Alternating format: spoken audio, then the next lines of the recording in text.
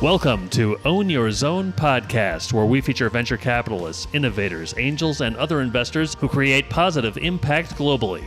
Now, let's get started with the show.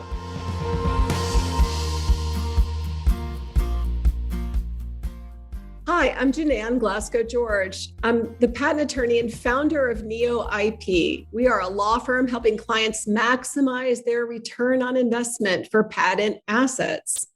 I'm also the host of this show where we feature venture capitalists, innovation-focused private equity companies, and early-stage investors. Today, I have John Corcoran here of Rise 25. He's done thousands of interviews with successful entrepreneurs, investors, and CEOs. Today, though, we flipped the script. He's going to interview me.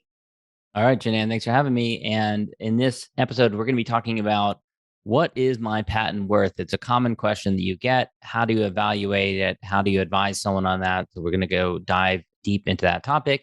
And of course, this episode is brought to you by Neo IP, which helps companies increase their valuation and protect their business through strategic business planning and intellectual property protection. Neo IP provides corporate and legal services to help companies manage risk, develop portfolios, and monetize their IP assets. Neo IP believes intellectual property is a valuable business asset with exceptional potential, and they are here to help protect that. Learn more about Neo IP at www.neoipassets.com. And if you'd like to talk more about your business needs, you can email them at admin@neoipassets.com. All right, JiNan, let's dive into this. So the frequent question that you hear often from people, how do I know what my patent is worth? And first of all, when are people asking you that question? When does that come up? Yeah, it's interesting. It always comes up at a time when either a company or an individual is launching a company. You want to raise capital, right? So you're about to go into diligence with investors, or you have an asset that you need to sell, either because you're not deploying it or using it. And so you want to make some return on your investment in it. Those are not really the best times to start to ask the question of what it's worth, though, because it's a living asset. So you have to do something before you get to that point.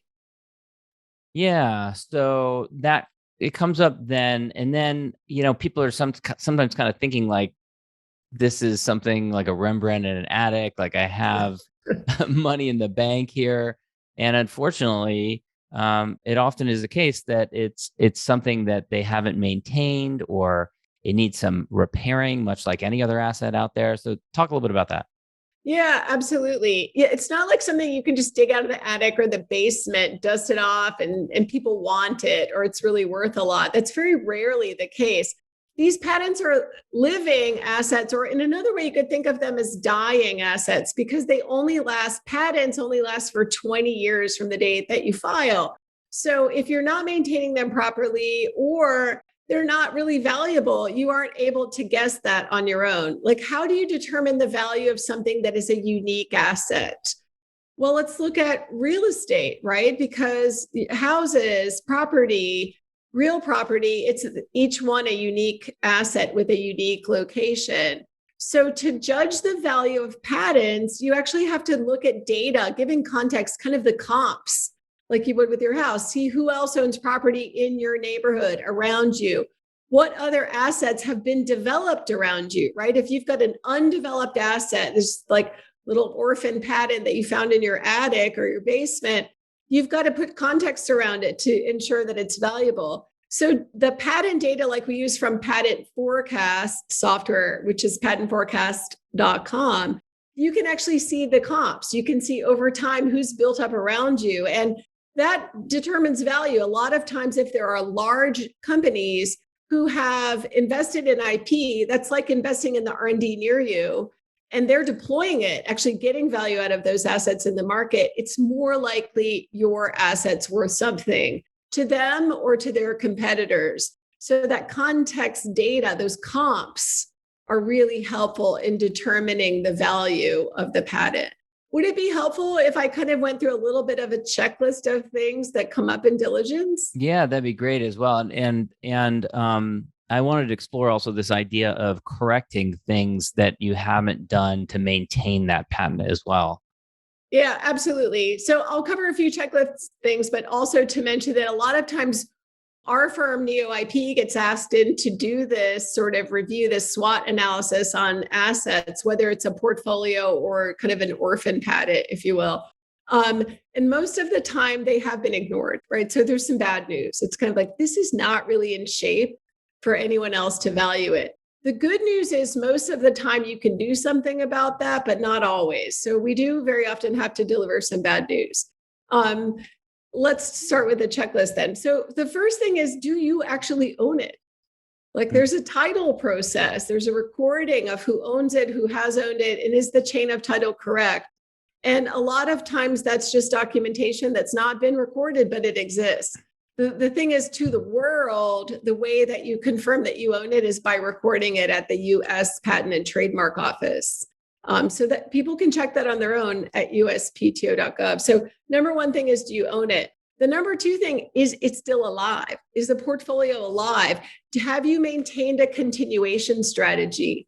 A lot of times in the past, venture capital funds or investors have just wanted to know, do you have patents? But if they're not in good shape, they aren't functional, and they're not worth anything to you or to anybody else, then the answer is, it doesn't matter that you have any. Right? So it's no longer just, do you have patents or not? You really need to know, are they still alive? That means that you're continuing to have access to the priority date and maintaining continuation practice. This is so important, John, because most attorneys don't even tell their clients that this is possible. And so they don't know. You can't ask what you don't know, right? Yeah. The other thing is prior art. A lot of times companies file patents and haven't done patentability research. So they're too narrow and they're probably not valid. This is where you hear that statistic that's kind of frightening, that 95% of patents make no commercial value. I mean, part of it, it's not owned by the people who make the most value with it. And part of it is that maybe they're not quality assets to begin with.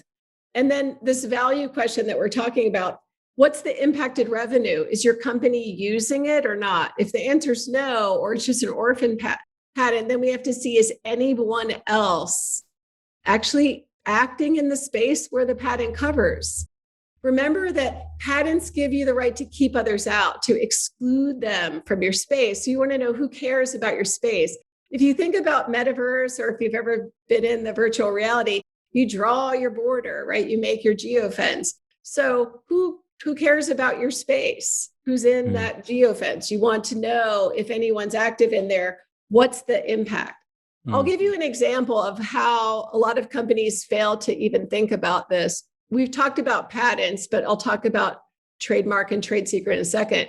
But I recently spoke to a group of CEOs, all portfolio companies in a venture firm. Not one of them, over 20, had even considered filing a patent. So they didn't even have the assets.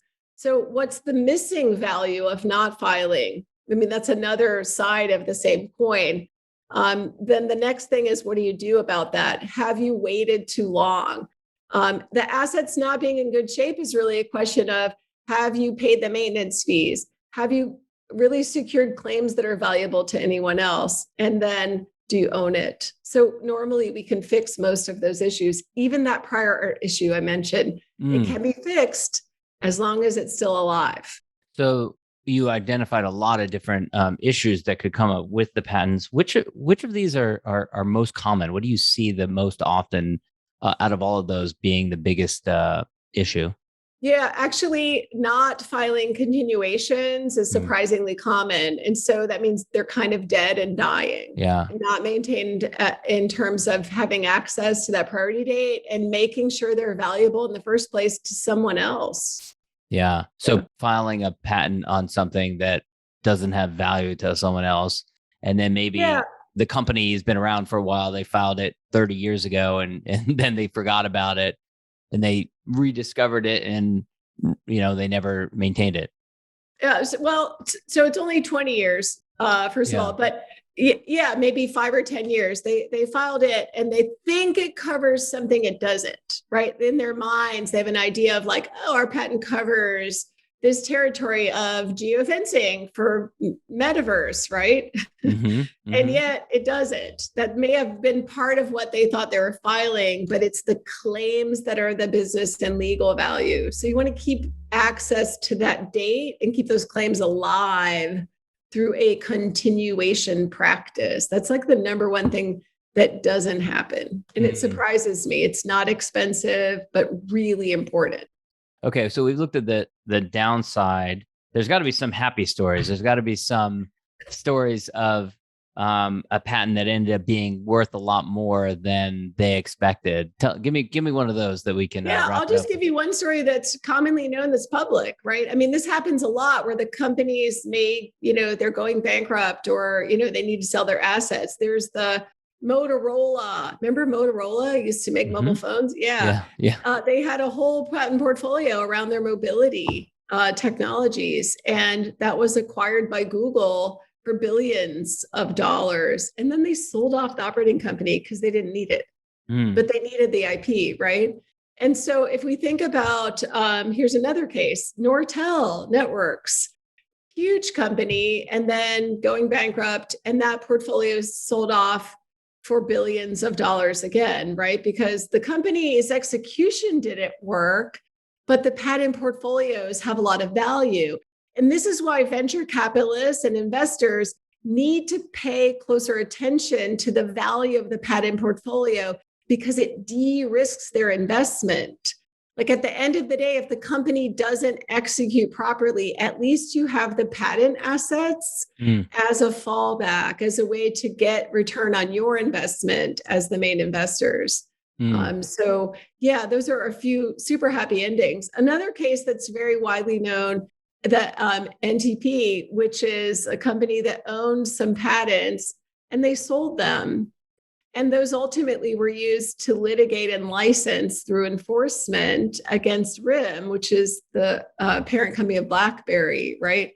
And they were able to reach a settlement for over $612.5 million just for patents. There was no business that went with them. It's a great point to make that distinction between the value of the patent portfolio and the execution on the company. And it seems like that there are many examples of companies where there's a lot of value in the patent portfolio, but the company, for a variety of different reasons, leadership or whatever, just the execution fails and they can't extract the true value out of that portfolio. Right. It's actually most common that the companies that initiate the patents don't end up getting the most value out of them, right? So there's some research that was done. It's in a book called Open Business Models by Henry Chesbrough from the early 2000s that showed over 25% of companies don't even know what's in their portfolio, especially large companies. They just don't know. So if you don't know, you're not maintaining it, you aren't really getting any value out of it, right? So I think small and mid-sized companies, entrepreneurs, they usually are on top of it because every dollar counts, every patent asset counts. And yet at the same time, investors aren't asking all the questions to help them drive it. Yeah, this has been great. JiNan, any final thoughts on this topic of valuing patents or determining the worth for a patent or a patent portfolio before we wrap? Absolutely. Sooner is better than later. Don't wait for diligence. Don't wait till you have to sell off these assets to determine what they're worth. Be aware of the market context, get some data around it. And at Neo IP, we do this all the time. We do valuation. We do SWOT reviews of portfolios. So it's better to ask now. Don't go into anything blindly and don't procrastinate, because if it's fixable, it's better to do it sooner than later. Great advice. JiNan, where can people go to learn more about you and Neo IP? Yeah, thanks. Our website, neoipassets.com, and our software partner, patentforecast.com. Thanks for reaching out. Thanks, JiNan.